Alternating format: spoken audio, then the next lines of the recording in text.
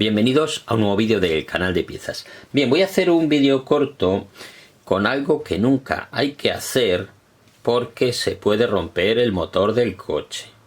Vale, os explico. Esta mañana nos ha llamado un cliente diciéndonos que nos traía el coche al taller porque llevaba un par de días que oía un ruido metálico en el motor. Claro, cuando te dice eso, le dices no circules con el coche, llama a la grúa que tiene servicio de asistencia gratuita en el seguro y nos lo traes en grúa. Pero claro, este cliente, como otros, por no molestar, pues lo que hacen es traerlo circulando. Escuchar el ruido.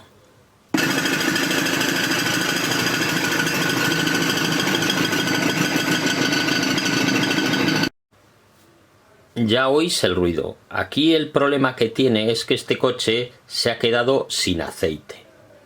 Así, lo que podía haber ocurrido es que, como estaba circulando con el motor sin aceite, en cualquier momento podía haber gripado el motor y al final la avería cuesta más que el propio coche, ¿vale?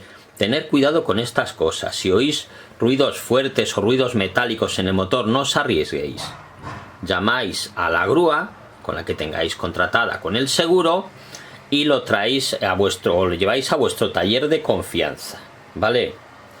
Bueno, aquí os dejo este vídeo cortito. Si os ha sido de utilidad, pues no olvidéis dar un like y suscribiros al canal.